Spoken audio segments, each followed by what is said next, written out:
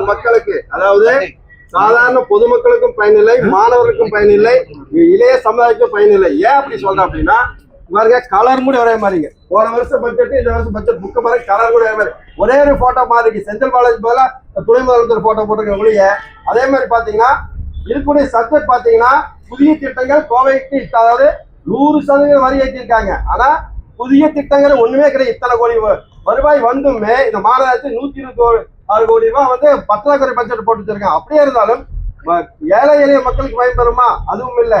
மாணவ பயன்பெறுமா? அதுவும் இல்லை. பொது சுகாதார பிரிவு பார்த்தீங்கன்னா ஹாஸ்பிட்டல் எதுவுமே பிரயோஜனம் இல்லை. வெறும் மக்களை ஏமாற்றக்கூடிய இந்த போட்டோ ஷூட் பட்ஜெட் தான் இது. வெறும் பேப்பரில் தான் இருக்க ஒழிய மக்களுக்கு எந்த பிரயோஜனம் இல்லை. பாத்தீங்கன்னா எந்த அறிவிப்பே பார்த்தீங்கன்னா எல்லாமே போயிடாங்க. இவங்க நிறைவேற்ற முடியாது. பள்ளிகளுக்கு ஸ்மார்ட் கிளாஸ் அப்படின்னாங்க, இண்டஸ்ட்ரியல் விசிட் கொடுப்பான்னு சொன்னாங்க. போன வருஷம் இதே அறிவிச்சாங்க, இப்போ திருப்பி அதே அறிவிச்சிருக்காங்க. ஸ்மார்ட் கிளாஸ் கொடுப்பான்னு சொன்னாங்க, இந்த வருஷம் அதே அறிவிச்சிருக்காங்க. அதே மாதிரி பாத்தீங்கன்னா பொது சுகாதார பிரிவுகள் பாத்தீங்க அப்படின்னா இவங்க மக்களுக்கு சுகாதாரத்துறையில ஹாஸ்பிட்டலுக்கு லேடிஸ் ஹெல்த் செக்அப் பண்ணுவோம், மாஸ்டர் செக்அப் பண்ணுவோம், ஃப்ரீயா பண்ணுறது போன பட்ஜெட் சொன்னாங்க. இப்போ அதே அர்த்தமாகவே அதே சொல்லியிருக்காங்க.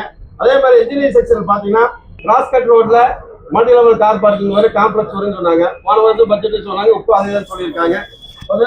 அப்புறம் பாத்தீங்கன்னா மார்க்கெட்டு குளங்கள் தாமரை கூட கையை அகற்றப்படும் சொல்லி போன பட்ஜெட் சொன்னாங்க, இப்போ அதே தான் சொல்லியிருக்காங்க. எத்தனை குளத்தை ஸ்மார்ட் சிட்டி குளத்தை கூட ஒரு இதை கொண்டு வரல, அறிவிச்சுறாங்க. புதிய ஸ்ட்ரீட் லைட் போடல.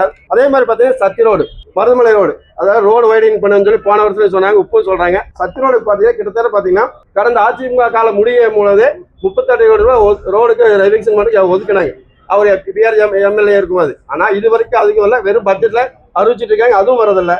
அதே மாதிரி பாத்தீங்கன்னா மாற்றுத்திறனாளிக்கு பூங்கா அப்படின்னு சொல்லி சொன்னாங்க. ஒரு பூங்கா ஓப்பன் பண்ணி பாருங்க. போன வருஷம் அறிவிச்சாங்க 25-26 மாற்றுத்திறனாளிக்கு சிறப்பு பூங்கா அப்படின்னாங்க. இந்த வருஷம் இவற்றில அறிவிச்சிருக்காங்க. போன வருஷம் அறிவிச்சு ஒரு பார்க்கும் கட்டலாம், இந்த வருஷம் மறுபடியும் அதவே அறிவிச்சிருக்காங்க. அதனால இந்த மாநகராட்சியுடைய பட்ஜெட் பாத்தீங்கன்னா 100% உயர்த்திட்டு மக்களுக்கு எந்த வித. அதே மாதிரி பாத்தீங்கன்னா சத்தி ரோடு எவிக்ஷனுக்கு மெட்ரோ ரயில் வருது 164 கோடி வந்து போகுது அப்படின்னாங்க.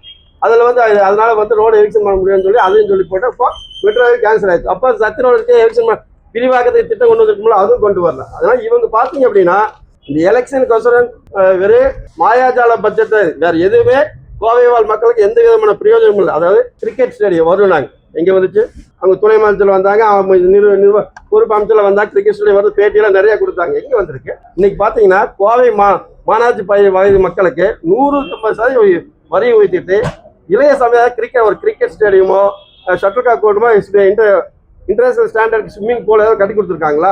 ஒண்ணுமே கிடையாதுங்க.